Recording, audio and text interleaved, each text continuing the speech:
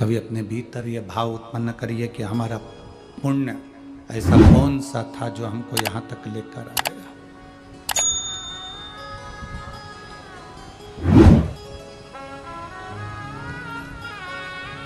दुविध नाम का वो बानर, दुविध नाम का वो बंदर, राम जी सबको लेकर जा रहे हैं, सबको लेकर मेरे राम जी जा रहे हैं। बस केवल एक दुविध नाम का बानर ऐसा था जिसको लेकर नहीं गए, जिसको लेकर नहीं पहुंचे। केवल एक बानर है। अब वो दुविध विचार करे, अब वो दुविध के मन में ये भाव उत्पन्न हो, आखिर वो राम जी जब जामवंत को ले जा रहे हैं, अंगद को ले जा रहे हैं, नल नील को ले जा रहे हैं, सबको लेकर जा रहे हैं, तो फिर हनुमान को लेकर जा रहे हैं, तो दुविध को क्यों नहीं?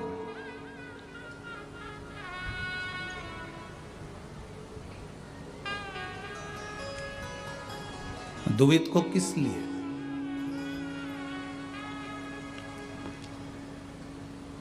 पूछ लिया श्री हनुमान जी महाराज ने। बहुत सावधानी से सुनना इस कथा को, आपको स्मरण में आएगा कि हम कथा तक क्यों नहीं पहुंच पाते, हम राम जी के साथ क्यों नहीं जुड़ पाते, हम भगवान के साथ क्यों नहीं जुड़ पा रहे, हम परमात्मा के साथ में क्यों नहीं जुड़ते, कारण क्या है?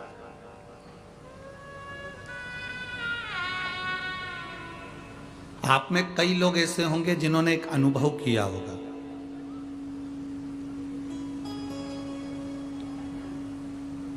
मंदिर जा रहे हो, दरवाजे पर आकर मेहमान खड़े हो जाते हैं, पानी का भरा भरा या लोटा लेके वापस अंदर जाना पड़ता है। कभी किसी ने अनुभव किया होगा, कभी किसी के साथ में अनुभव हुआ होगा। कथा में जा रहे हो और जाते जाते ही तुम्हारा बस निकलने वाले थे, इतनी देर में कोई दरवाजे पर आकर खड़ा हो जाता है और तुम्हें वापस आना पड़ता है।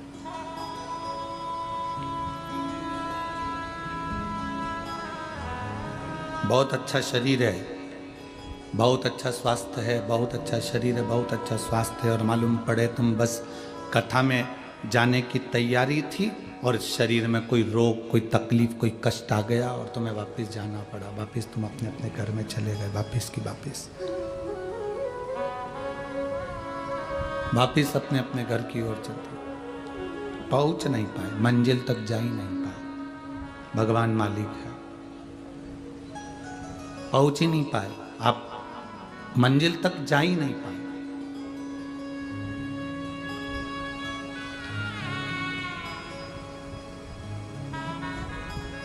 क्यों? किस लिए? किस कारण? कभी विचार करा आपने? शिव महापुराण की कथा में भगवान शंकर माता पार्वती जी को नंदन वन में, काशी में एक बात कहे थे, जो काशी में नंदन वन में देवाधिदेव महादेव विराजमान हैं, नंदन वन काशी में बैठे हुए हैं, माता पार्वती जी के करीब में बैठे हैं, और थोड़ी देर बाद उन्होंने बात करने के बाद, चर्चा करने के बाद शंकर जी वहां से ओझल हो जाते। काशी में नंदन वन में विराजमान, काशी में बैठे। पार्वती जी ने पूछा,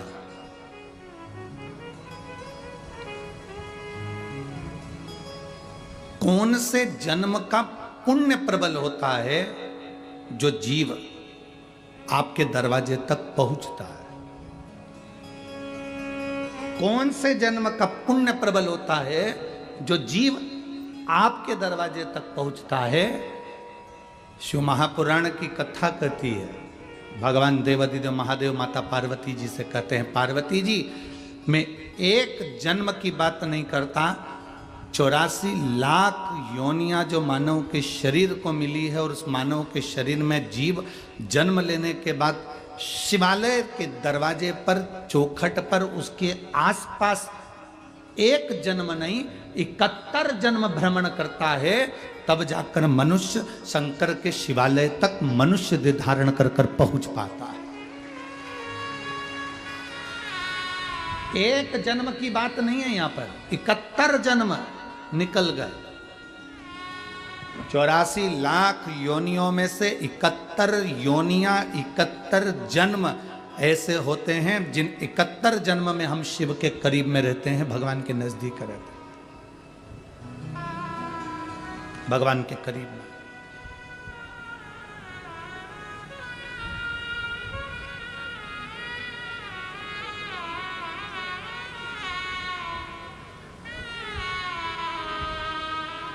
गुरु नानक देव जी के पुत्र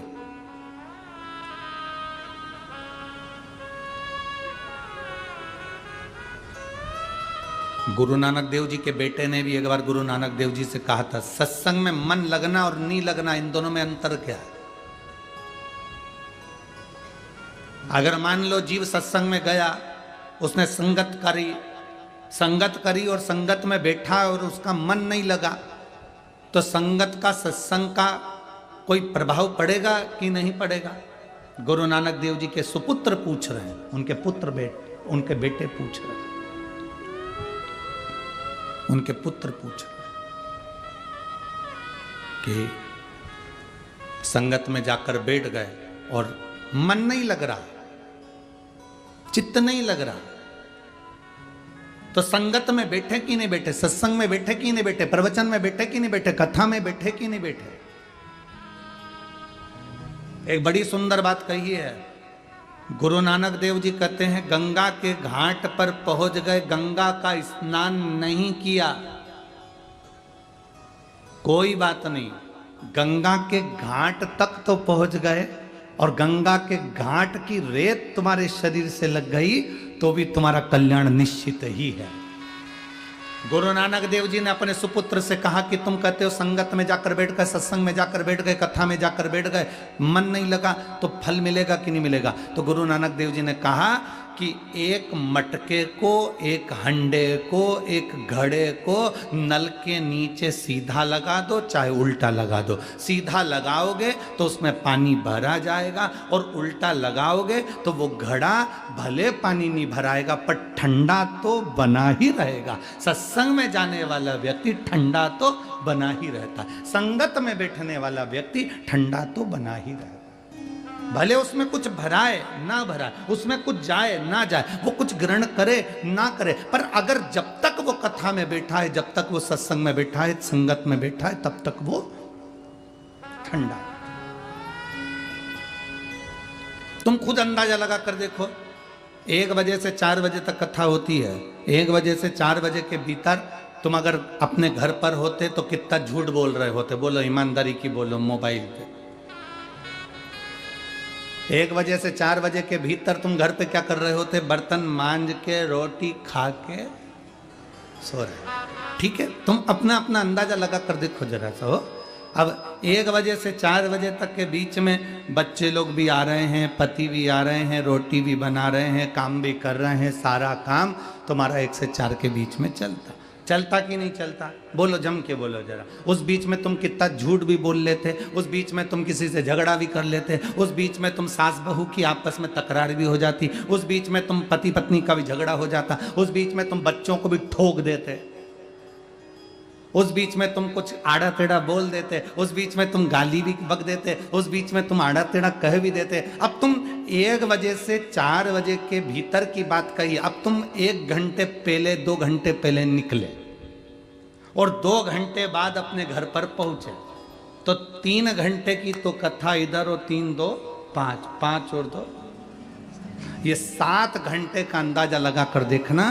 तुम जब कथा के लिए निकले हो तब से तुम कथा का स्मरण कर रहे हो। मैं जाऊंगी, आगे बैठूंगी, पास में रास्ता मिल जाएगा, वहां पहुंच जाऊंगी, और साथ में पानी की बोतल रख ली है और टॉफियां रख ली है, और मन में आया थोड़ी सी टॉफी ज्यादा रह जा रही हूँ, सब आसपास वाली को बांट दूंगी, थोड़े से पानी की बोतल ज्यादा रख ली, सबको बांट दूंगी। मतलब तुम धर्म ही धर्म सोच रहे हो, तुम पुण्य पुण्य सोच रहे हो, अच्छा ही अच्छा सोच रहे हो, और अच्छा सोचते सोचते तुम आ गए, अच्छा सोचते सोचते तुमने कथा सुनना चालू कर दी, अच्छा सोचते सोचते तुम वापिस अपने अपने घर को चल दिए। अब पुण्य ही पुण्य तुम्हारे भीतर चल रहा है। अब इस बीच में ना तुमने निंदा करी, इस बीच में ना तुमने चुगली करी, इस बीच में ना तुमने गाली दी, इस बीच में ना तुमने अपशब्द करा। अब भले तुमने कथा सुनी नी सुनी, कथा तुम्हारे अंदर भराई नी भराई, पर कथा में जाकर बैठ गए तो कम से कम उतनी देर ठंडे तो बने रहे, मटके जैसे शीतल तो बने रहे।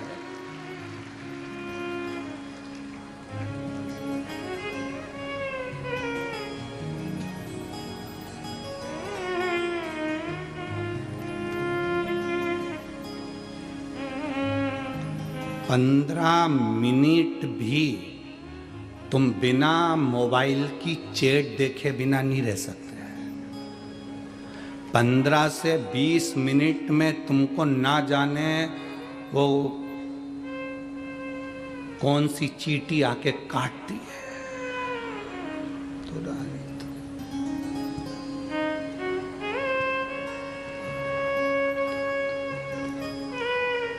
हर 15 से 20 मिनट में तुम मोबाइल देखते हो, हर 15 से 20 मिनट में तुम अपना मोबाइल उठा ही लेते हो। किसका कॉल आया, किसका मिस कॉल आया, किसका व्हाट्सएप पे मैसेज आया, कौन सा इंस्टाग्राम पर क्या डाला, फेसबुक यूट्यूब पर क्या हुआ है, सब देखा गया ना। हर 15 से 20 मिनट में तुम्हें मोबाइल पर देखते हो और तुम जवाब भी देते हो। अब ईमानदारी से बोलो, दुनिया के लोग कहते हैं कि गंगा के घाट पे जाके तप करो, साधना करो। हम कहते हैं तुम यहाँ बैठी हो और बिना मोबाइल के, बिना चैट देखे बैठी हो, इससे बड़ा तप साधना क्या हो सकता है?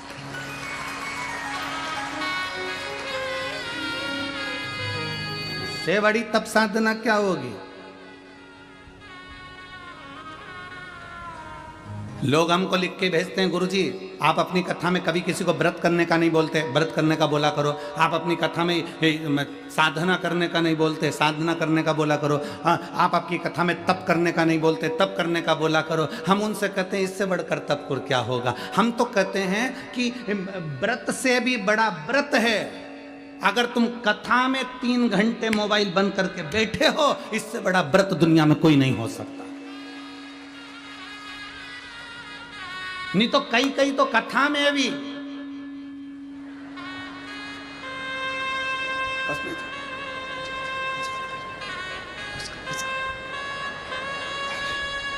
कथा, इससे बड़ा तप और क्या होगा, इससे बड़ी साधना और क्या होगी?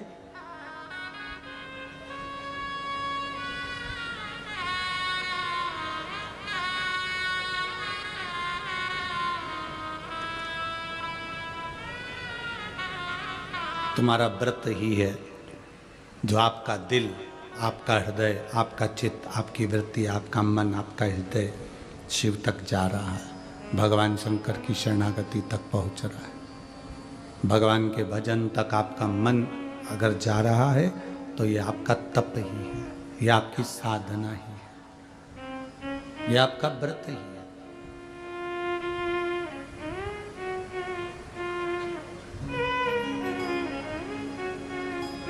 एक बानर जिसका नाम है दुविध बानर,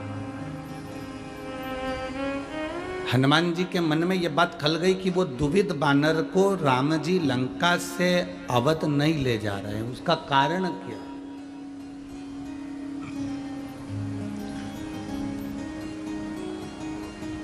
तीन व्रत होते हैं, 3 व्रत सर्वश्रेष्ठ माने गए हैं। पहला व्रत जिसमें आप कुछ मत खाओ, जैसे आप लोग करते हो, फलाहार खाते हो, फल खाते हो, कुछ नहीं खाते, ये भी व्रत है। सोमवार, मंगलवार, गुरुवार पशुपति व्रत, चतुर्थी का व्रत, पंचमी का व्रत, छठ का व्रत, सप्तमी का व्रत, तीज का व्रत, अष्टमी का व्रत, नवमी का व्रत, एकादशी का व्रत, द्वादशी का व्रत, प्रदोष का व्रत, त्रयोदशी का व्रत, शिवरात्रि का व्रत। ये सारे व्रत है जिसमें तुम खाते नहीं हो, भोजन नहीं करते, या फलाहार करते हो, या एक समय खाते हो, ये व्रत है। 3 व्रत मूल हैं, उसमें एक व्रत है जिसमें तुम भोजन नहीं करते। दूसरा व्रत जिस व्रत में आप किसी प्यासे को पानी पिला रहे हो, भूखे को भोजन करा रहे हो, किसी की जिंदगी में कष्ट चल रहा है और उसके कष्ट को समाप्त करने का प्रयास कर रहे हो, यह भी दूसरे नंबर का व्रत है। यह भी व्रत है। और तीसरे नंबर का व्रत है किसी के चेहरे पर आपके कारण स्माइल आ जाए, प्रसन्नता आ जाए। आपके कारण किसी के चेहरे पर प्रसन्नता दिखे तो समझ लो ये भी व्रत है। जरूरी नहीं कि भूखे रहोगे तो व्रत कहलाएगा, जरूरी नहीं कि कुछ नहीं खाओगे तो व्रत कहलाएगा। व्रत की मूलता यह कहती है कि आप किसी के चेहरे पर प्रसन्नता ला दिए, वो भी व्रत है। आप किसी की दवाई का खर्चा उठा लिए, वो भी व्रत है। आप किसी पढ़ने वाले बच्चे के पास में पैसा नहीं, आपने उसका खर्चा उठा लिया, वो भी व्रत है, वो भी व्रत है।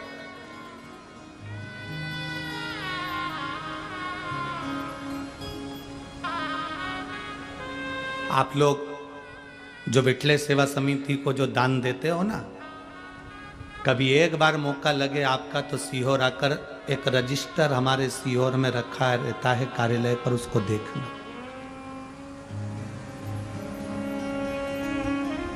उस रजिस्टर में जो बच्चे पढ़ने वाले होशियार रहते हैं और उनके माँ बाप के पास में पढ़ने का, पढ़ाई कराने का पैसा नहीं रहता, तो उनके स्कूल की फीस, महाराष्ट्र के भी कम से कम 35 से 40 बच्चे हैं, ऐसे हर प्रदेश के थोड़े थोड़े बच्चे लिए हैं। महाराष्ट्र के भी 35 से 40 बच्चे हैं जिनकी फीस विठले सेवा समिति आप जो दान करते हो उससे जमा करती है। जो बच्चे पढ़ने में होशियार हैं, पैसा नहीं उनके पास में, खबर करते हैं, फिर हमारी समिति का व्यक्ति वहां पर जाता है, उस नगर के लोगों से सूचना मांगते हैं कि ये बच्चा, उसकी आईडी और उस स्कूल का पता निकालते हैं, फिर स्कूल वालों से संपर्क करते हैं, इनकी दीन दशा कैसी है, क्या स्थिति है, पढ़ने में कैसा है, फिर उसका समिति उसकी एजुकेशन करा देती है। आप केवल दान ये सोचकर नहीं करते कि हमने मंदिर का दान किया, गौशाला का दान किया, हमने इसका नहीं, आपके दान का एक अंश कोई अगर पढ़ रहा है, कोई विद्या अध्ययन कर रहा है, उसमें भी लग रहा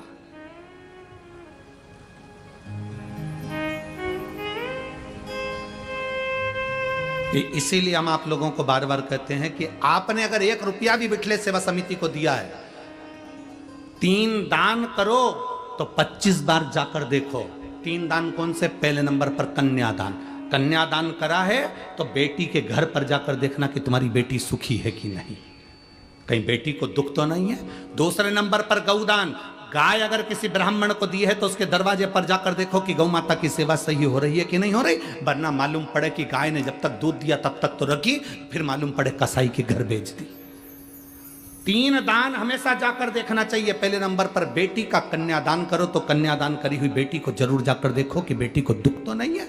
दूसरे नंबर पर गौदान, गौदान करने के बाद जाकर देखो कि गाय को सब व्यवस्था है कि नहीं, उसको चारा मिल रहा है कि नहीं, उसको पानी मिल रहा है कि नहीं मिल रहा। मालूम पड़े दूध के चक्कर में कोई लेकर चले गया, तुमने गौदान कर दिया अपने दादा परदादा के नाम से, और मालूम पड़े गाय दुखी है तो हमको दुख होगा। तीसरे नंबर पर लक्ष्मी का दान, तुमने जो दान करा है पैसे का 1 रुपया भी अगर समिति को या किसी को दिया है, वहां जाकर देखो कि तुम्हारा धन सही जगह लग रहा है कि नहीं लग रहा। हजारों लोग भोजन कर रहे हैं कि नहीं कर रहे हैं, वो सही स्थान पर लगा कि नहीं लगा। मालूम पड़े कटोरे में भिखारी ने पैसा लिया, शाम को जाकर मदिरा में लगा दिया, मांसाहार में लगा दिया, जुए में लगा दिया, वैश्यावृत्ति में लगा दिया, वो दान करने से कोई मतलब नहीं,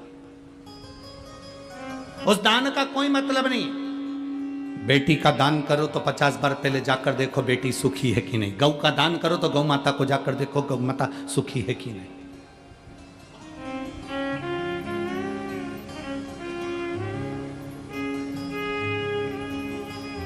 करो।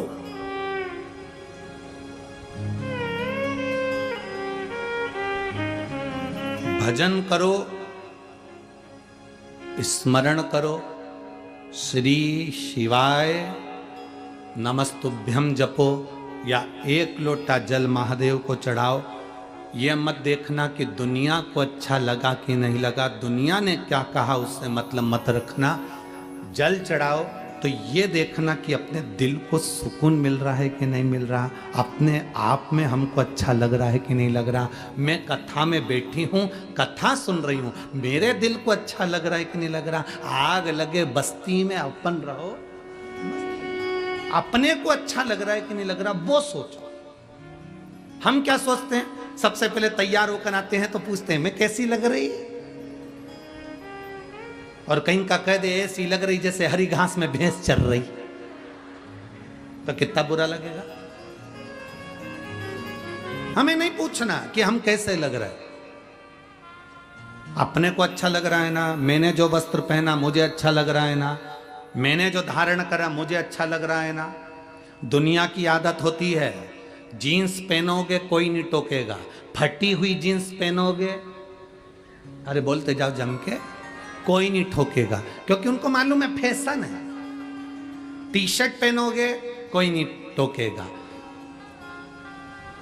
तो क्या बोलते हैं इतना कट वाला आधा बरमुंडा चड्डा पहनोगे कोई नहीं टोकेगा।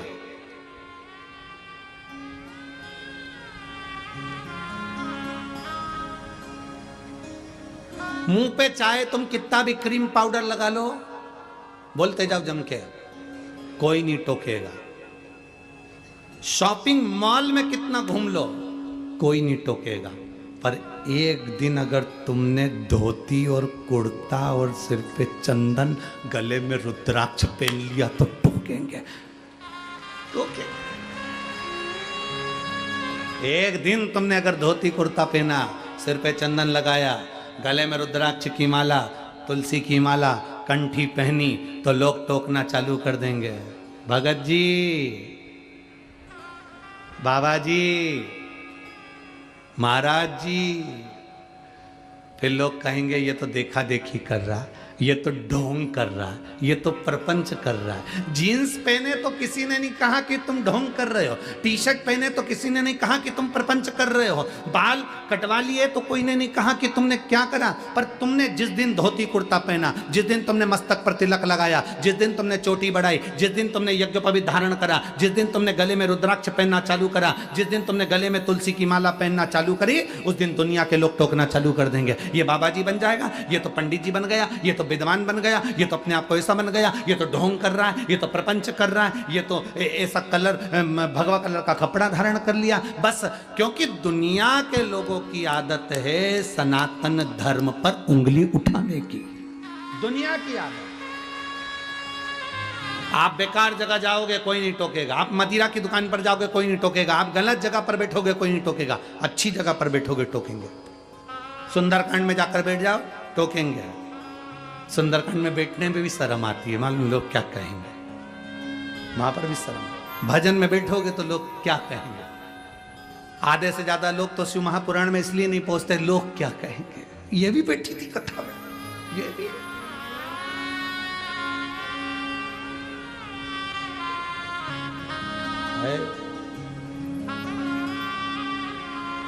अरे भजन करो भरी जवानी में, बुढ़ापा किसने देखा है।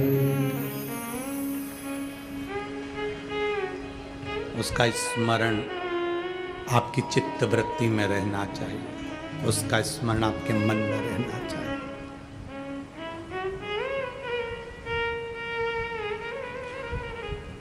जल चढ़ाते समय अपने दिल को अच्छा लगना चाहिए, बेलपत्री चढ़ाते समय अपने दिल को अच्छा लगना चाहिए, प्यासे को पानी पिलाते समय अपने दिल को अच्छा लगना चाहिए, भूखे को भोजन कराते समय अपने दिल को अच्छा लगना चाहिए। कथा सुनते समय अपने दिल को अच्छा लगना चाहिए, दुनिया कुछ भी कहे। लोग कहेंगे कहाँ जा रही हो, इतनी दूर, गर्मी, मेरे मन को अच्छा लगता है, मैं तो चली वृंदावन राणा, मेरे तो भाग जगे, तेरे महलों में आग लगे। मुझे क्या करना तेरे महलों से, मुझे तेरे महलों से मतलब क्या।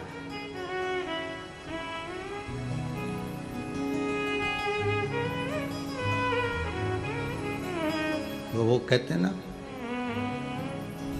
देहाची तिजोरी भक्ति चाच ठेवा, उघड़दार देवा उघड़दार देवा, देहाची तिजोरी भक्ति चाच ठेवा, उघड़दार देवा उघड़दार देवा,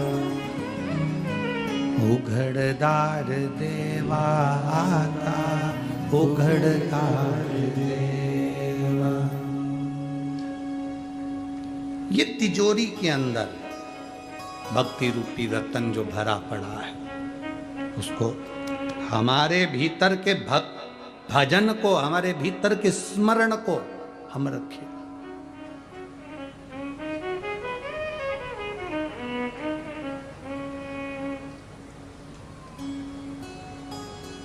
शादी में भोजन करने से पेट अच्छा भराता है कि घर में भोजन करने से पेट अच्छा भराता है? बोलो बोलो, जम के बोलो जरा। घर में। तो शादी में तो रसगुल्ला भी बना है, इमरती भी बनी है, पकोड़ा भी बना है, दही वड़ा भी बना है, इमरती भी बनी है, सब कुछ बना, पर पेट नहीं भरा है। 10 दिन तुम शादी का भोजन कर लो, 11वें दिन तुमको घर की रोटी की याद आएगी, भले बिना घी की, भले बिना घी की।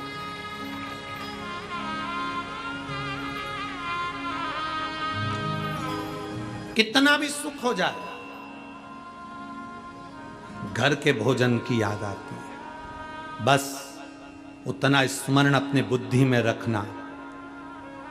घर के भोजन की जैसे याद आती है घर की रोटी की याद, क्यों? क्योंकि ये शादी के भोजन से पेट नहीं भराने वाला। शादी के भोजन से केवल पेट भरा सकता है, पर आत्मा नहीं भराएगी, मन नहीं भराएगा। घर का जो भोजन होता है वो तुम्हारी मेहनत का होता है, तुम्हारे परिश्रम का होता है। उसका एक रोटी तुम्हारे को मन और पेट दोनों भर देती है। एक रोटी मन और पेट दोनों भर देती है, क्योंकि वो घर का भोजन है। एक गांव के व्यक्ति ने एक पोस्ट मास्टर से कहा, मास्टर साहब, मेरे बेटा बहुत दूर रहता है, मुझे पैसे की ज़रूरत पड़ती है, मैं पत्र लिख दूं, आप मेरे बेटे को पहुंचा देना। मास्टर साहब ने कहा लिख दो। बेटे को पत्र लिखा। उस पत्र में गांव के व्यक्ति ने लिख दिया, बेटा मुझे हर महीना 10 रुपया भेज दिया कर, मेरा गुजारे के पैसे नहीं है। अब 10 रुपए भेज दिया कर। मास्टर साहब को पत्र दिया कि इसको मेरे बेटे तक पहुंचा देना। मास्टर साहब ने सोचा, पोस्ट मास्टर ने सोचा 10 रुपए लिखे हैं, इसमें एक 0 बढ़ा देता हूं, और पोस्ट मास्टर ने उसमें एक 0 बढ़ा दी। अब कितने रुपए हो गए? 100 रुपए। पोस्ट मास्टर क्या करता? बेटा 100 रुपए भेजता, 90 रुपए पोस्ट मास्टर रख लेता, 10 रुपए उस बुजुर्ग व्यक्ति को दे देता। 90 रुपए प्राप्त होने लगे। धीरे धीरे समय निकला। 1 साल बाद पोस्ट मास्टर ने कहा, अब 10 रुपए में क्या होता है काका जी, 20 रुपए तो लिखो। काका जी ने कहा बिल्कुल सही कह रहे हो, 10 रुपए में मेरा गुजारा नहीं होता। 20 रुपए लिख दिए। पोस्ट मास्टर ने क्या करा? जम के बोलो, एक 0 बढ़ा दी। कितना हो गया? 200 रुपये।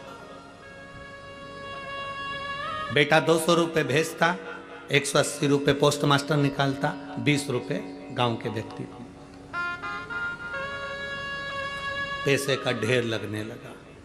पुरानी बात थी, उस समय पर 10 रुपये और 20 रुपये बहुत बड़ी कीमत होती थी, बहुत बड़ी कीमत होती थी। पैसा बढ़ता गया, बढ़ता गया, बढ़ता गया। वो व्यक्ति को 20 रुपये मिलते थे और पोस्ट मास्टर को, जम के बोलो, 180। उस समय पर 180 मतलब, ये जानकर चलना, आज के समय का 1 लाख 1.25 लाख रुपया, उस समय का ये स्थिति थी। पैसा बढ़ता गया।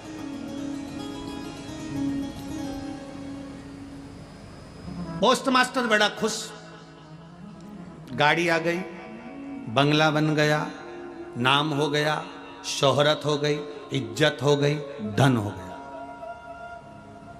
जैसे जैसे धन बढ़ता है व्यक्ति की सोच बढ़ जाती है कि मैं पद प्रतिष्ठा वाला हो गया, पर उसको सोचना चाहिए कि जो मेरे पास में 180 रुपये आए हैं वो मेरे नहीं हैं, वो किसी और के हैं, मैं तो बस इसका भोग कर रहा हूं।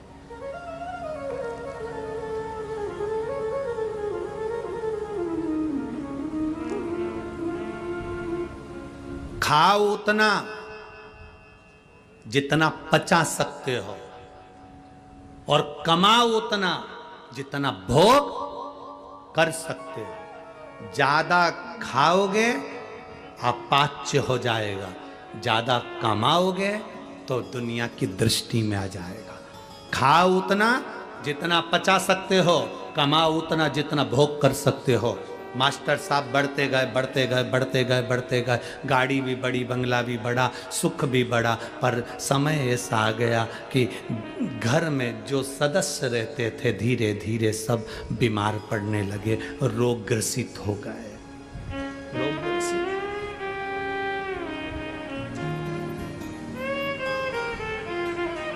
वो 20 रुपए में वो गांव का व्यक्ति अपने 8 परिवार के सदस्य को पाल रहा था, और यहाँ 180 मिलने के बाद, तनख्वाह भी मिलने के बाद वो अपने 4 लोगों को पाल नहीं सका।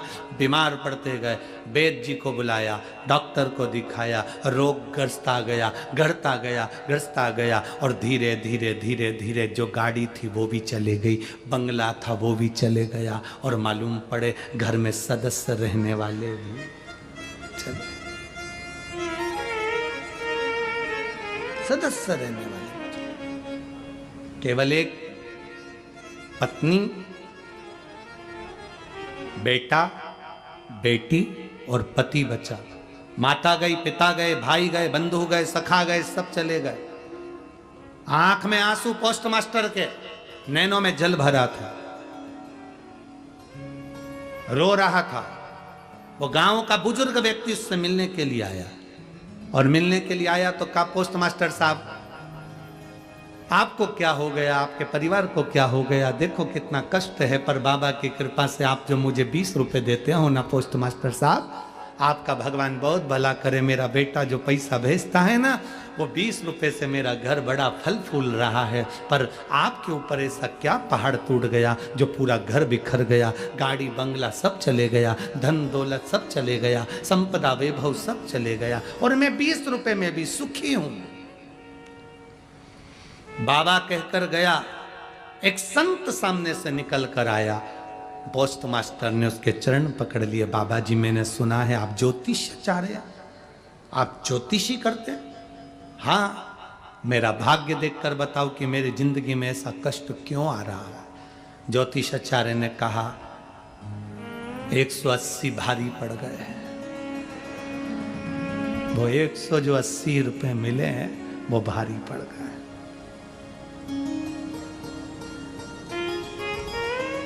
मत दे तू इसको 180, पर उसके बेटे के पास खबर पहुंचा दे कि तेरे 180 रुपए मैंने भोग करे, 20 रुपए तेरे पिता को दिए। अगर वो बेटा तुझे माफ कर देगा तो समझ ले कि तू वापिस स्वस्थ हो जाएगा, वापिस स्वस्थ। हम फिर कहेंगे, मत बुरे कर्म कर बंदे, वरना पछताएगा। भगवान की आंखों से तू बच नहीं पाएगा, तू बच नहीं पाएगा। अरे ओ अज्ञानी मत करना नादानी, अरे ओ अज्ञानी मत करना नादानी। तेरे कर्म का फल भी तू ही पाएगा, जैसा किया तूने तेरे आगे आएगा। मत बुरे कर्म कर बंदे, वरना पछताएगा। भगवान की आंखों से तू बच नहीं पाएगा, तू बच नहीं पाएगा। बहुत धन हो गया तुम्हारे पास में, बहुत वैभव हो गया तुम्हारे पास में, बहुत गाड़ियां हो गई तुम्हारे पास में, लोग तुमको भैया जी कहने लगे, आदर करने लगे, सम्मान करने लगे, तुम्हें सलाम ठोकने लगे, तो तुम ये मत सोचना कि तुम बहुत ऊंचे हो गए। शिव महापुराण की कथा कहती है, जो बहुत उन्नति पर हो जाता है, बहुत ऊपर पहुंच जाता है, उसको झुककर चलना सीख लेना चाहिए, तो जिंदगी में आगे बढ़ जाता है।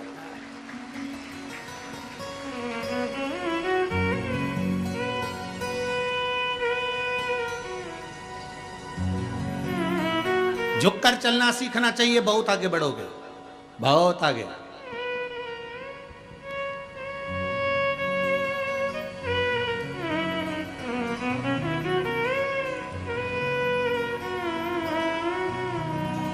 इस व्यासपीठ से मैं धन्यवाद दूंगा माननीय प्रधानमंत्री मोदी जी को। साधुता है उनको। राम जी महाराज की प्राण प्रतिष्ठा का अवसर, जरा विचार करिएगा, 500 वर्ष का वनवास झेलने के बाद मेरे राम जी जब अवध में विराजमान हो रहे हैं, तो व्यक्ति को तो और प्रफुल्लित होना चाहिए कि मेरे हाथ से राम जी विराजमान हो रहे हैं, पर एक रत्ती का भी अभिमान नहीं था प्रधानमंत्री जी के चेहरे। उनके सामने की प्रथम पंक्ति में हम बैठे हुए थे, वहीं सामने हम देख रहे थे। एक रत्ती मात्र का अभिमान नहीं, एक रत्ती मात्र की अभिमतता नहीं। पूर्व के जितने प्रधानमंत्री निकले हों, एक भी प्रधानमंत्री इतनी नम्रता नहीं रखा होगा जिन्होंने अवध की राम जी की प्राण प्रतिष्ठा करते समय जो नम्रता से नमन किया। एक एक संत की आंख में आंसू भरा हुआ था। यह विनम्रता है।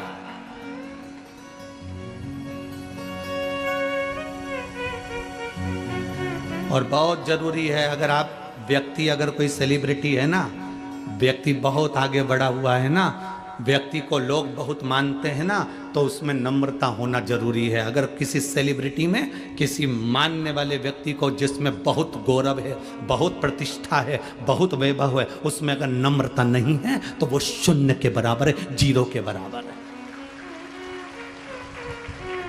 धन्यवाद दूंगा मैं माननीय प्रधानमंत्री नरेंद्र जी मोदी जी को, बहुत बहुत साधुवाद। आपकी विनम्रता, आपकी नम्रता और आपके निर्णय, ये भारत सनातन धर्म की ओर बढ़ रहा है और एक दिन विश्व गुरु भी होकर रहेगा वापिस, ये पक्का। ये भारत वापिस विश्व गुरु होकर रहेगा वापिस, क्योंकि आपकी नम्रता, आपकी विनम्रता और आपका समर्पण इस राष्ट्र के प्रति है।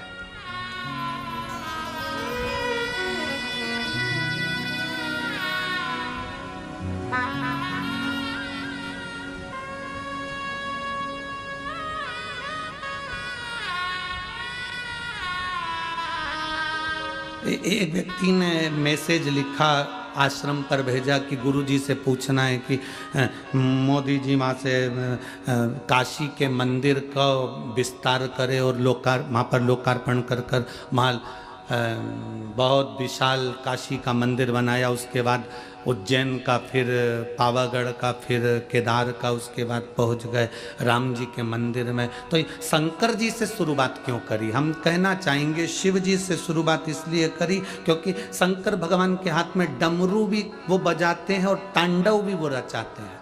या तो तुम डमरू से समझ जाओ, नहीं तो तांडव से समझा ना जानते। दो चीजें निश्चित है। आपका प्रबल विश्वास, आपकी दृढ़ता होना चाहिए, भरोसा होना चाहिए। आप जितने बड़े बड़े बनते जाओ, जितने बड़े सेलिब्रिटी बनते जाओ, जितने उन्नति पर चढ़ते जाओ, जितनी जितनी तरक्की करते जाओ, उतनी उतनी नम्रता तुम्हारे भीतर होना चाहिए। अगर तुम में नम्रता नहीं है तो वो किसी काम के नहीं, शून्य है, वो शून्य। और मेरी बेटियों से निवेदन करूंगा, मैं मेरे बेटाओं से निवेदन करूंगा, तुम डॉक्टर बन जाओ, कलेक्टर बन जाओ, एसपी बन जाओ, कमिश्नर बन जाओ, डिप्टी कलेक्टर बन जाओ, तुम्हारी मर्जी पड़े एसडीएम बन जाओ, तुम कितने भी उन्नति पर चढ़ जाओ, तुम कितनी भी ऊंची सिंहासन पर बैठ जाओ, तुम मिनिस्टर, मंत्री, संतरी, कलंतरी जो बनना हो बन जाओ, पर अपनी नम्रता मत भूलना। अपनी विनम्रता रखोगे तो एक दिन तुम ऊंचे सिंहासन पर जाकर जरूर बैठोगे। विनम्रता होना चाहिए। रावण, लंका अधिपति रावण के पास सोने की लंका थी, रावण के पास में सारा वैभव था, रावण के पास में पूरा कुल था, रावण के पास में पूरा वंश था, सब कुछ था लंका अधिपति रावण के पास में, पर विनम्रता नहीं थी, नम्रता नहीं थी। खुद सिंहासन पर बैठा था, हनुमान जी को जमीन पर बिठाना चाहता था, पर हनुमान तो हनुमान है, ऊंच की सिंहासन बना के उस पे बैठे थे। हनुमान तो हनुमान, विनम्रता हो। और उसी रावण की लंका में विनम्रता दिखाई अंगद जी ने, पांव जमाकर खड़े हो गए।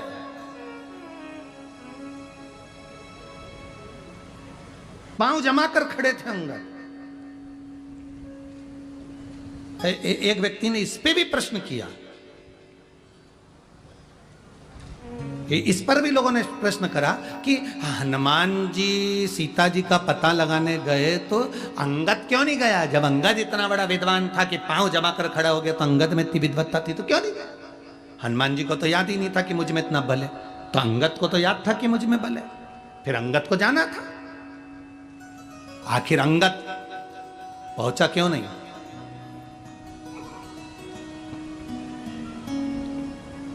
माता सीता का पता लगाने के लिए अंगद क्यों नहीं गया? हनुमान क्यों गए?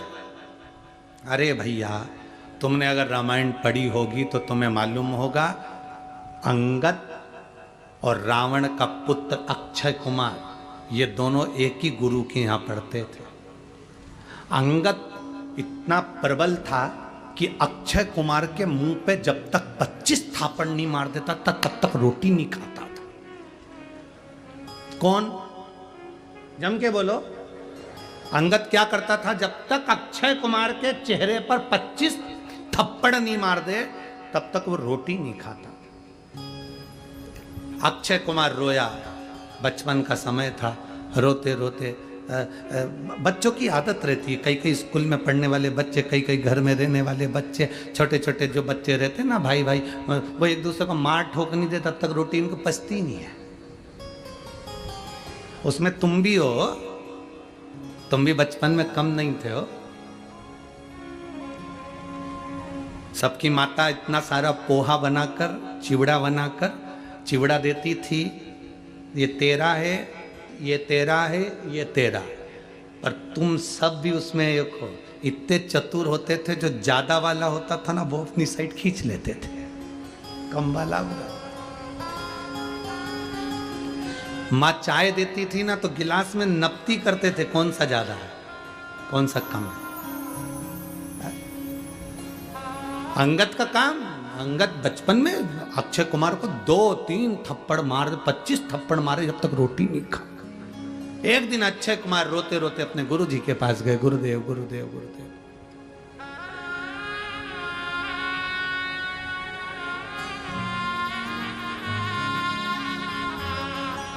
गुरुदेव ये अंगद मुझे बहुत मारता, आप रक्षा भी नहीं करते। गुरु जी ने अंगद को बुलाया, अंगद तूने इसको मारा? अंगद बोला हाँ। क्यों मारा? इसके गाल अच्छे लगते हैं तो मार देता। ये कोई बात होती है? कई लोगों की आदत रहती है, गाल अच्छे दिखते हैं तो खोल रहा है, तो ये कोई बात है? आज समझा रहा हूं अंगद तेरे को, आगे से अगर तूने ऐसी हरकत करी तो सोच लेना। अंगद कहने लगा जी गुरुजी। अब अंगद के तो हाथ सल पड़ा, सो रहा था अक्षय कुमार, अंगद उसके पास में जाकर सो के जो 25 थप्पड़ धरता था। अब अंगद के थप्पड़ मारने से अक्षय कुमार रोते रोते आज पहली बार रोते रोते गुरु के पास गए। गुरुजी गुरुजी गुरुजी गुरुजी ने कहा क्या हुआ? अक्षय कुमार बोले कि अंगद ने फिर मारा। बुलाओ उस अंगद को। अंगद को रात्रि के समय पर बुलाकर गुरुजी ने कहा, अंगद श्राप देता हूं तुझको, अगर अब अक्षय कुमार के सामने भी पहुंच गया तो तू उसी समय पर मर जाएगा। शब्द सुनते से अंगद के पिता अंगद को ले गए, अक्षय कुमार के पिता अक्षय कुमार को ले गए। रावण को यह मालूम था कि अंगद बानर अगर यहां लंका में पहुंच गया और मेरे बेटे अक्षय कुमार, इसलिए रावण ने किसको भेजा था सबसे पहले? अक्षय कुमार को, क्योंकि उसको नहीं मालूम था कि हनुमान जी आए। उसको तो लगा कि सबसे वीर अंगद आया है, अंगद आया होगा तो अक्षय कुमार के सामने आते से मर जाएगा। और यह बात जामवंत जानते थे, इसलिए जामवंत ने हनुमान जी को लंका में भेजा सीता जी का पता लगाने के लिए, पर अंगद को नहीं भेजा। और हनुमान जी ने सबसे पहला काम क्या करा? अक्षय कुमार को निपटाया, क्योंकि उसको मालूम है अंगद आएगा तो पहले लाइन क्लियर करते चल।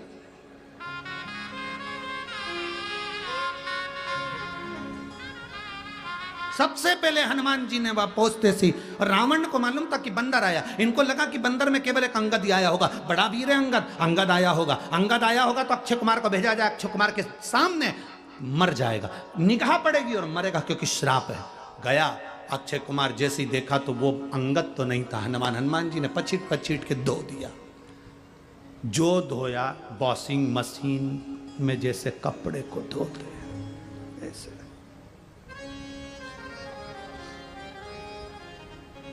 पूंछ में लपेट के घसीट घसीट के जैसे माताएं साबुन से धोती है, फिर बाद में कूटती है, और बच जाता है तो घर में एक लकड़ी की। बच्चे तो ग्राउंड में क्रिकेट खेलते हैं, ये सुबह से कपड़े धोती है। क्यों सुबह से मोगरी से कपड़े धोती है? ये कपड़े नहीं धोती है, पूरे घर को डरा के रखती है।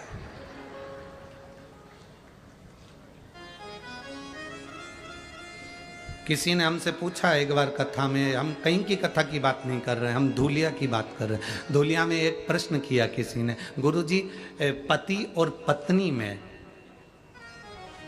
सबसे ज्यादा वीर, सबसे ज्यादा बोल्ड, दमदार कौन होता है?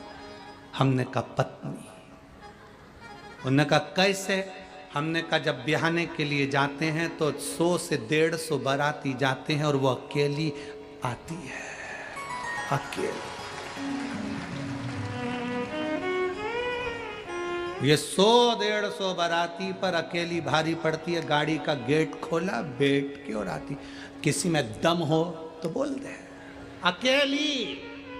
और वो 150 पे भारी, जो 150-200 आए, वो इतने 150-200 आते हैं और ये अकेली जाती है बिल्कुल शेरनी की तरह। दम।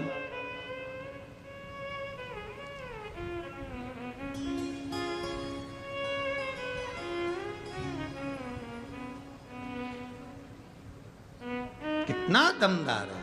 अब कोई समझे अक्षय कुमार, इसलिए उसको हटाना जरूरी था, हनुमान जी ने उसको हटाया। अब उसको समझने वाला समझे। अब रामायण में कई पात्र ऐसे होते हैं जिसको समझने की जरूरत होती है, बस व्यक्ति समझे तब तो।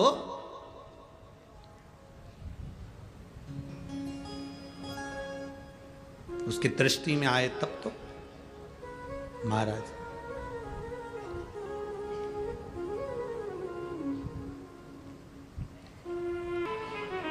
लोग कहते हैं कथा के पंडाल में बैठकर क्या मिलता है?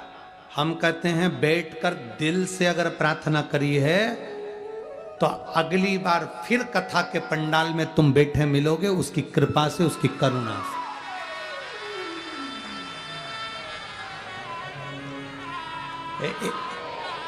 एक माँ यहाँ आई है, एक लेडीज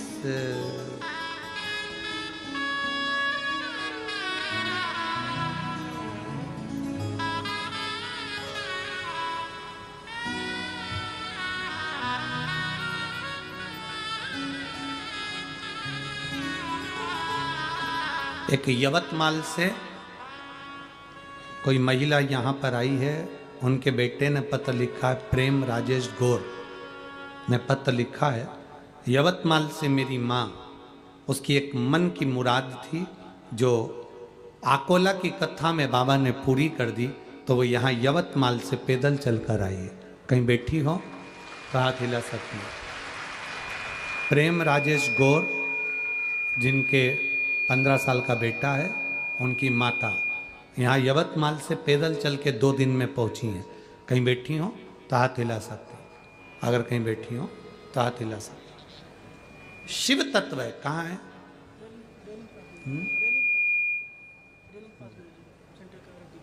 आ जाओ बहन, आ जाओ, एक बेलपत्र लेकर चले जाओ, आ जाओ। शिव तत्व है हमारे भगवान देवादिदेव महादेव का स्मरण, भक्ति, भरोसा, विश्वास जितना दृढ़ होता है उतना फल। और मुझे तेरा ही सहारा है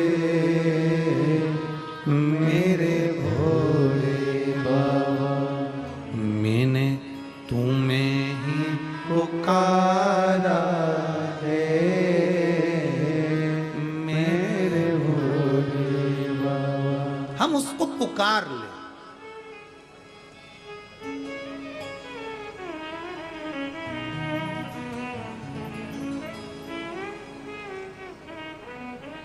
आज एक बात कहें, आप लोग स्वीकार करना, अगर बन सके तो अपने भीतर उतारो।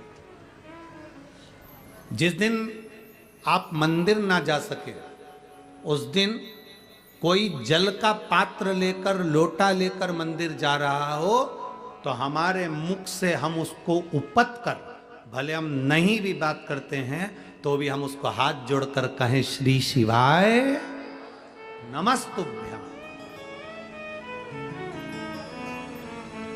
कारण हम नहीं चाह रहे, पर हमने जो मंत्र बोला है, हमने जो जाप किया, हमने जो बोला, वो जल के पात्र में उसकी तरंग पड़कर बुझ जाए। एक तालाब में जाना, तालाब कुआं बावड़ी देखना, और उसमें एक छोटा सा पत्थर उठा के पटक दो। पत्थर पटकोगे तो क्या होगा, वो उसमें एक लहर उठेगी। देखा है आप लोगों ने? एक लहर उठती है, वो लहर आगे बढ़ते बढ़ते बढ़ते बढ़ते बढ़ते बढ़ते जाती है, और आखिरी में वो लहर एकदम तालाब की बिल्कुल आखिरी सिरे तक पहुंच जाती है, और फिर वहां से वापस टकरा कर धीरे धीरे वो लहर का तरंग हल्की सी उस पत्थर तक आती है।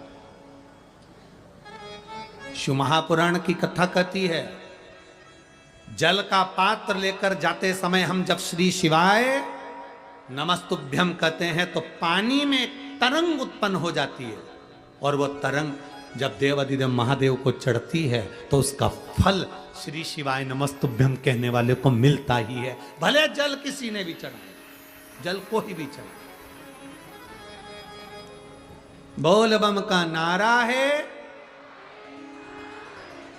सारी समस्या का हल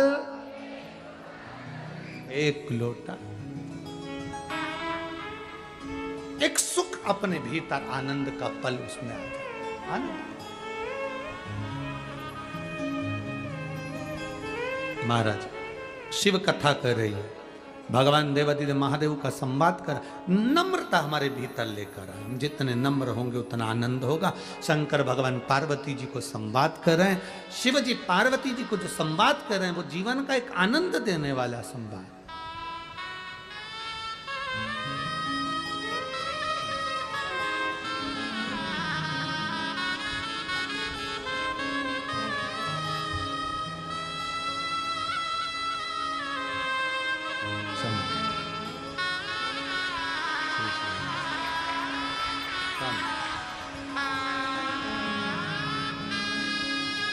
यवतमाल से पैदल चलकर कथा के पंडाल तक पहुंची हैं। एक बार जोरदार ताली बजाकर स्वागत वंदन अभिनंदन। बाबा देवादिदेव महादेव से जो मांगा था वो बाबा ने दे दिया, तो पैदल।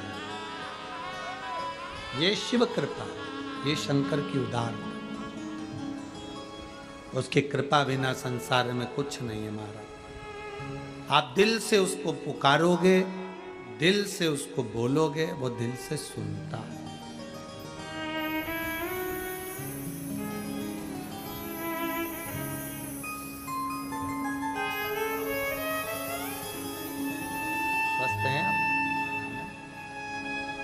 जिनको कैंसर था और पूरे शरीर में फैल चुका था, डॉक्टर ने समय दे दिया था।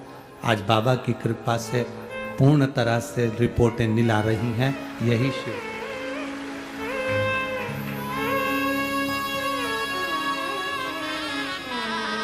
शिव तत्व है भीतर,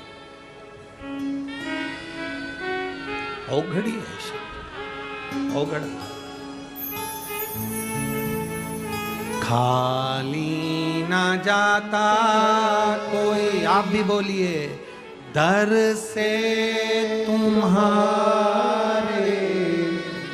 खाली न जाता कोई, दर से तुम्हारे, मैं भी खड़ी हूँ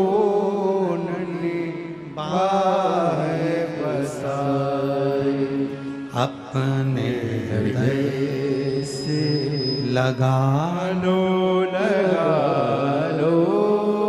गिरा जा रहा हो, उठा लो, भोले अपने दर से अब तो न टालो, गिरी जा रही हो, उठा लो, उठा लो।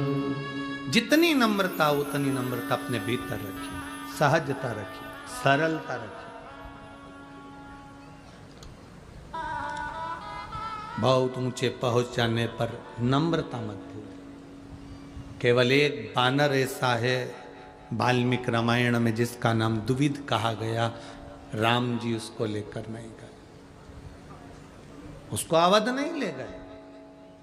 वो दुविध बानर वो अवध नहीं गया, कारण केवल एक काम करता था वो गलत।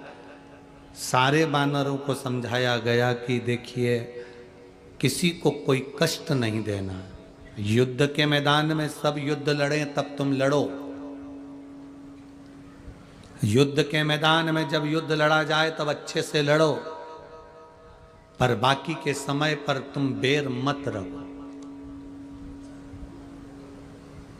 आज के जमाने में एक गांव से आमदार खासदार के दो व्यक्ति खड़े हो जाते हैं, लड़ाई होती है, झगड़ा होता है। शिव पुराण कहती है युद्ध लड़ो, चुनाव का समय आए तो चुनाव लड़ो, पर पूरे साल, 2 साल, 4 साल, 5 साल तक उसको दिल में बिठाकर मत रखो कि ये हमारा द्रोही है, ये हमारा दुश्मन है, ये दिल में बिठाकर नहीं रखना।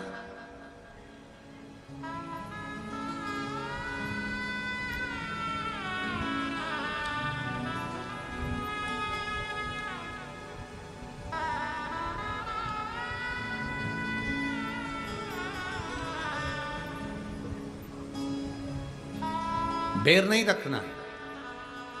कई लोग ऐसे हैं, एक बार अगर किसी चुनाव लड़ते हैं, हार जाते हैं या जीत जाते हैं, तो एक दूसरे से बेर रख लेते हैं। इसके आदमी ने मेरे साथ काम किया था, इसके 5 आदमी बहुत आगे बढ़कर काम कर रहे थे, इनको सल्टाना, इनको ये करना। अरे भाई क्या बेर रखना। राम जी महाराज एक दुविध नाम के बानर को लेकर नहीं गए, बाकी सबको ले गए, कारण केवल एक था, युद्ध के मैदान में बेर करो, युद्ध के मैदान में युद्ध लड़ो, युद्ध के मैदान में तुम द्रोही बन जाओ, एक दूसरे को नष्ट कर दो, चलेगा।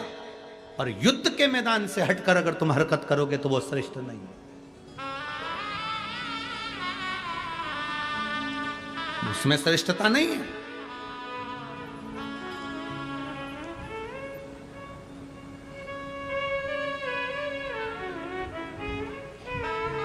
अरे भाई, बड़ी विडंबना है, भाई भाई का द्रोही हो गया, बहन बहन की द्रोही हो गई, परिवार परिवार का द्रोही बन गया। किस चीज के लिए? धन, सत्ता, वैभव, प्रतिष्ठा के लिए। सेठ 40 करोड़ कमाने वाला भी मरता है तो उसके ऊपर जो सफेद कपड़ा उड़ाया जाता है वो किसी ब्रांडेड कंपनी का या रेमांड का नहीं होता है। घर के लोग रोने में लगे रहते हैं, मोहल्ले के लोग तैयारी में लगे रहते हैं, और परिवार वालों से कह दिया जाता है उस दुकान पे चले जाओ और कपड़ा लिया, और कपड़े की दुकान पे से कपड़ा लाया जाता है, उसकी तो गाड़ी भी नहीं बनाई जाती है, ऐसे ही मरोड़ के दे दिया जाता है। और बिना नाप के अभी तक जितने कपड़े लेकर आए, double axle, 1 axle, triple axle, ये एक्सल, 42 नंबर, 10 नंबर, 15 नंबर, ऐसे लाए। अब बिना नंबर के, बिना एक्सल के, वहां तो बस गए, कहा मुर्दे के लिए कफन दे दो, और कफन का कोई नाप नहीं, नपाया है, दे दिया, ले जाओ, उड़ा दिया। कितनी सत्ता में जी रहे हो, कितने अहंकार में जी रहे हो। मेरा धन, मेरा वैभव, मेरी प्रतिष्ठा, मैं नहीं बोलूंगा, मैं नहीं चलूंगा, मैं नहीं करूंगा, मैं नहीं जाऊंगा, मैं नहीं आऊंगा। एक दिन मरकर शमशान चले गए, राख पड़ी रही, हड्डियां उठा के नदी में फेंक दी गई। 13 दिन बाद बामन जीम लिए, फोटो इतना बड़ा चढ़ गया दीवाल पे, और प्लास्टिक के फूल की माला टंग गई। अब श्राद्ध में नीचे फोटो को उतारा, कंडा जलाया, घी शक्कर छोड़ के धूप लगा के पूरी चिपका दी। बस इतनी जिंदगी है। प्रेम रखिए, वात्सल्यता रखिए, स्नेह रखिए, स्नेह।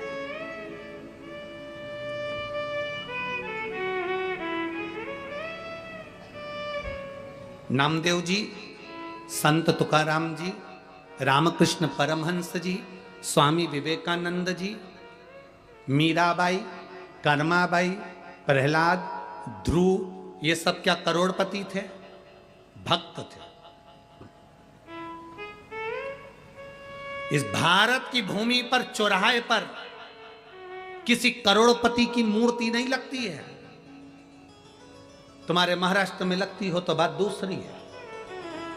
किसी चौराहे पर भारत की भूमि पर किसी करोड़पति की मूर्ति नहीं लगती है। कोई अच्छे से अच्छा पैसे वाला भी मर जाए तो उसकी मूर्ति चौराहे पर नहीं लगती है। चौराहे पर उसकी मूर्ति लगती है जिसने दुनिया के लिए कुछ किया होता है और दुनिया की आंख के आंसू पोछे होते हैं।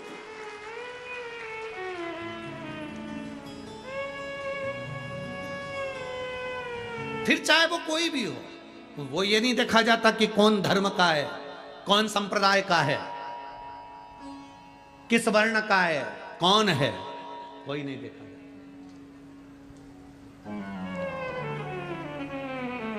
फिर वो नहीं देखते। वहां तो ये देखा जाता है कि इसने किया क्या है। कुछ अच्छा कर्म करा जिंदगी में, मानव का शरीर मिला था, जोड़ा जोड़ा जोड़ा जोड़ा, आखिरी में छोड़ा, पड़े दिए, मर गए, चले गए। 13 बामन जीम लिए, पूड़ी सब्जी मिल गई, लोटा चटाई आसन मिला, सब चले गए। पेट पे हाथ फेरा, सब गए। कौन याद करे? यहाँ तो शास्त्र कहता है 13 दिन याद करे, क्यों रे नर सुमिरन क्यों नहीं करे। 13 दिन याद करे। तेरे को केवल 13 दिन के बाद 14वें दिन कोई याद नहीं करेगा। मरे गए, कोई याद नहीं करेगा। पर तुमने जिंदगी में अच्छा काम कर दिया, किसी भूखे को भोजन कराया, प्यासे को पानी पिलाया, किसी को औषधि दिलाई, किसी को अच्छा कर दिया, तुम्हारे को मरने के बाद भी याद किया जाएगा।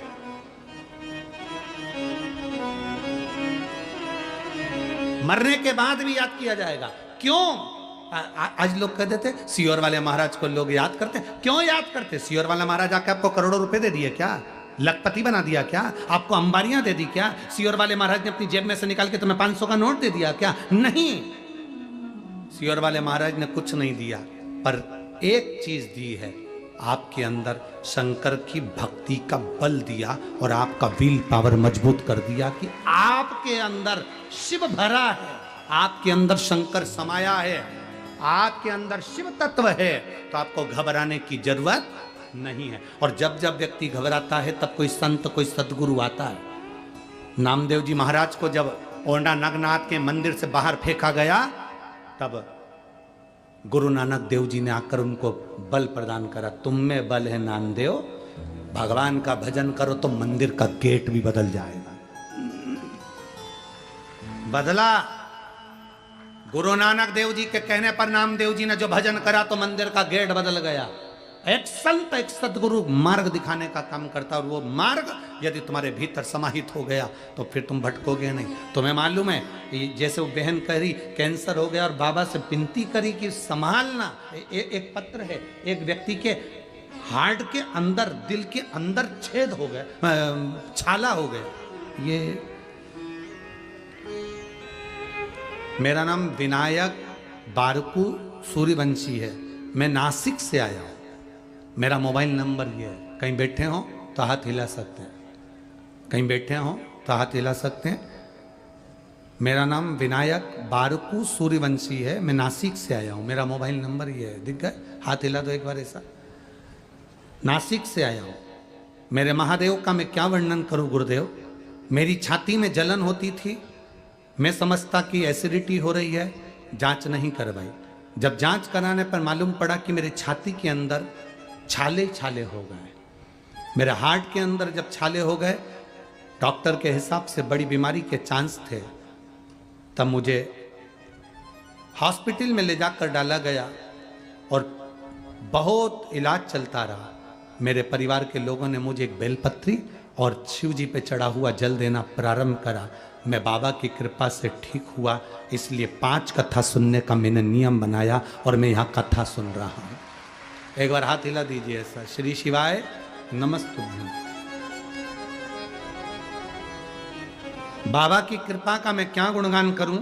मेरे बाबा मुझे कथा श्रवण करा रहे हैं और मैं बाबा की कृपा से सुन रहा हूं। बैठिए बाबू। श्री शिवाय नमस्तुभ्यं। शिव तत्व इसी को कहा, ओघड़ी इसी को कहा। आपके भीतर का भरोसा जागृत करिए, आपके अंदर का बल जागृत करिए कि आप साधारण नहीं हो।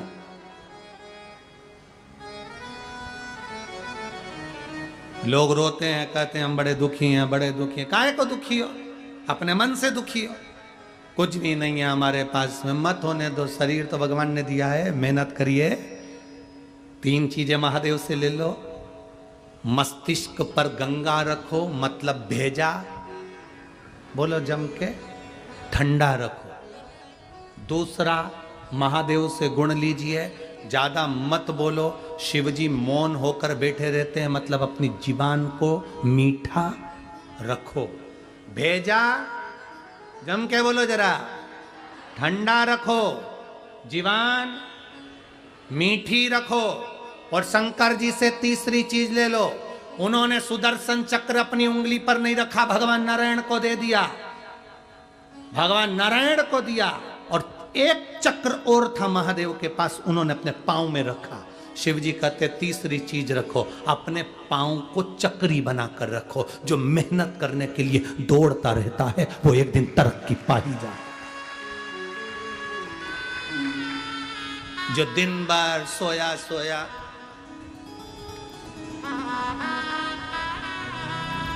उसके पांव में चक्री नहीं है, पड़े पड़े सोच रहा है मैं करोड़पति बन जाऊं, कहीं का ऐसा बाबा मिल जाए, ऐसी भभूति फेंके और नीचे से हंडे निकल जाए। ऐसा बाबा तुम्हें मिले तो हमको भी मिला देना। हम भी ऐसे बाबा की तलाश कर रहे हैं कि जो भभूति फेंके और हंडा निकाल दे बिना हाथ पैर हिला।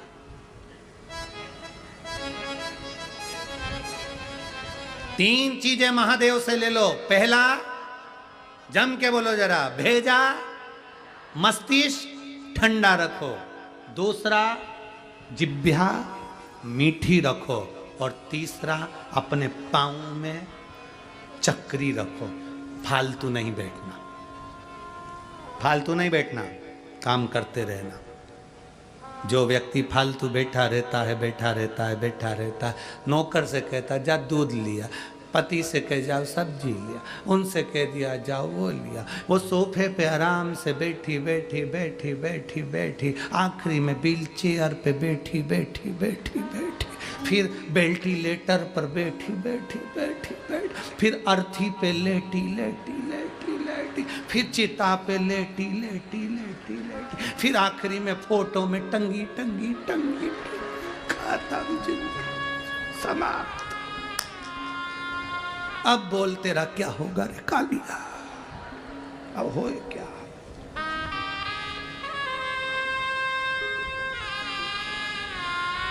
3 चीजें सीख लो शंकर से। शिव जी जहर ला कर दिया तो भी खुश थे। सती पत्नी मर गई चली गई तो भी खुश थे।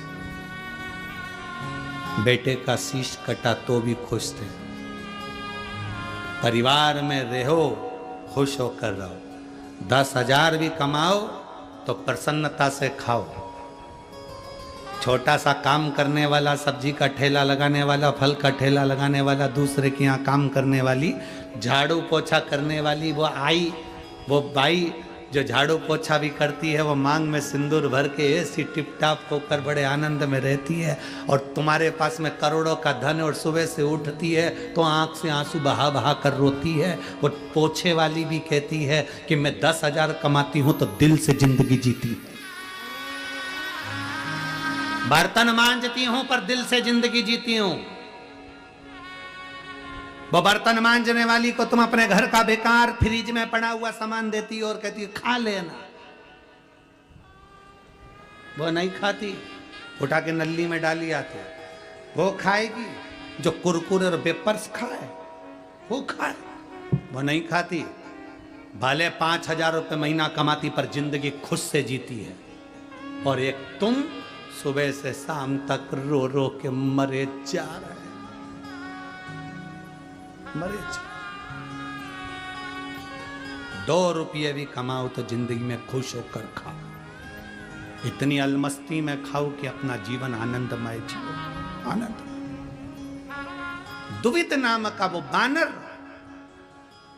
राम जी उसको अवध नहीं लेकर गए, उसका केवल एक कारण था, युद्ध लड़े चल जाएगा, युद्ध के मैदान में दुश्मनी पाले चल जाएगा, पर अलग से दुश्मनी मत पालो।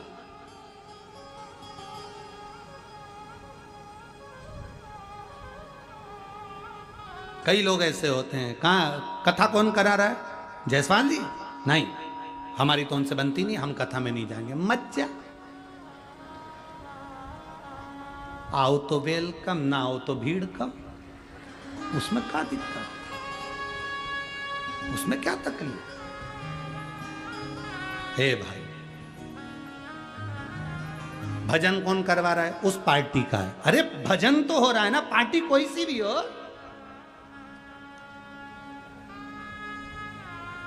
अयोध्या में राम जी बैठे थे, सबको खुश होना चाहिए, आंख में आंसू आना ही नहीं चाहिए। कोई भी बिठाए, राम तो बैठे ना, राम तो बैठे। प्रसन्नता तुम्हारे हृदय में होना चाहिए, तुम्हारे चित्त में होना चाहिए कि अवध में राम बैठ गए। इससे बढ़कर कोई खुशी नहीं।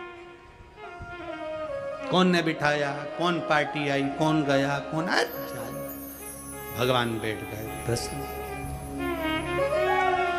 दुवित नाम का बानर की गलती एक थी कि वो रात्रि में चले जाता था लंका में, उपद्रव मचाता था। शंकर जी की कोई भजन करता था रावण, तो उनकी भजन में दखल उत्पन्न, उसमें कुछ खलबली उत्पन्न करता था। ये बात राम जी को मालूम पड़ गई। विभीषण ने बता दिया, अपने यहाँ का कोई बंदर रात्रि को जाता है। विभीषण, भगवान रावण जब शंकर जी की आराधना कर रहा है तो उसमें दुविधा उत्पन्न कर रहा है, उसमें तकलीफ दे रहा है, उसमें कष्ट दे रहा है। राम जी ने पता करवाया कौन बानर है, ध्यान लगाकर स्मरण किया तो मालूम पड़ा, जामवंत ने कहा एक दुविध नाम का बानर है जो उपद्रव मचाता है, रात्रि को जाता है और विघ्न डालता है। रावण उसके कारण तकलीफ में है। रावण ने पत्र लिखकर भेजा राम जी के पास में, राम जी, राघव जी, आज तक युद्ध लड़ा जाता है तो युद्ध के मैदान में लड़ा जाता है, और युद्ध के मैदान में युद्ध होने के बाद सब अपने अपने पंडाल में, अपने अपने टेंट में चले जाते हैं, फिर कोई आक्रमण नहीं होता। पर तुम्हारे यहाँ का बानर हमारे यहाँ आकर आक्रमण करता है, दुख उत्पन्न करता है, भजन नहीं करने देता, तकलीफ देता है। राम जी ने बुलाया दुविध नाम के बानर को, वाल्मीकि रामायण कहती है दुविध नाम के बानर को बुलाकर राम जी ने समझाया, बानर आज के बाद अगर तू लंका में गया उपद्रव मचाने रात को या तकलीफ दी किसी शंकर के भजन करने वाले को, तो मुझे मुकदा दिखाना। पर वो दुविध नाम का बानर माना ही नहीं, वो बार बार आक्रमण कर देता, बार बार तकलीफ देता। भगवान राम ने सोच लिया ये मानेगा नहीं, अब इसको युद्ध नहीं लड़ाना, इसको वापिस भेज दिया जाए। पर वो गया ही नहीं, गया ही नहीं। कोई कोई व्यक्ति ऐसा रहता है, अपने अंदर अंटी बांध कर बैठ जाता है, मेरे को तो ये व्यक्ति बुरा लगता है, मैं इसका ऐसा कर दूंगा, मैं वैसा कर दूंगा। ना ना ना ना, भगवान राम सबको लेकर अवध में गए, पर द्विविद नाम के बानर को लेकर नहीं गए, क्योंकि उसने सबके प्रति बैर बांध कर रखा था। जो बैर बांध कर रखता है मेरे महादेव उसको कभी पसंद नहीं करते। जो बैर से मुक्त हो जाता है वो महादेव का हो जाता है, वो महादेव। समय आया, भगवान शिव की भक्ति माता पार्वती जी ने करी। सती मैया जो जलकर भस्म हुई थी वो हिमालय राज की यहाँ पार्वती बनकर प्रकट हो गई। और पार्वती कोई साधारण नहीं है। 2 गंगा हैं, शिव के मस्तक पर भी एक गंगा है और एक गंगा है पताल गंगा। 2 तरह के महादेव जी का दर्शन आप लोग करते होंगे। एक शिवलिंग ऐसा ऊपर रहता है, उसके ऊपर शिवलिंग रहता है। एक शिवलिंग बिल्कुल चपटा, एकदम फ्लैट, एकदम ऐसा रहेगा, जमीन पर एकदम लगा रहेगा, एक वो शिवलिंग होता है। ये कथा तो काशी शिव महापुराण की कथा चल रही है। 5 तारीख से 9 तारीख तक जमशेदपुर झारखंड में जो कथा होगी 5 दिन की, उस कथा का नाम रहेगा पतालेश्वर महादेव। शिव महापुराण की कथा। कौन से महादेव? पतालेश्वर। उस कथा में 5 दिन में हमको समझना है कि पतालेश्वर महादेव का मतलब क्या होता है, और यदि शरीर में हड्डियां गलने लगे या हड्डियों में गैप होने लगे या घुटने में या रीढ़ की हड्डी में गैप होने लगे तो पातालेश्वर महादेव को क्या चढ़ाकर पाया जाए कि हमारी हड्डियों का गैप भरा जाए। तो वो हमको पतालेश्वर महादेव की जो 5 दिन की कथा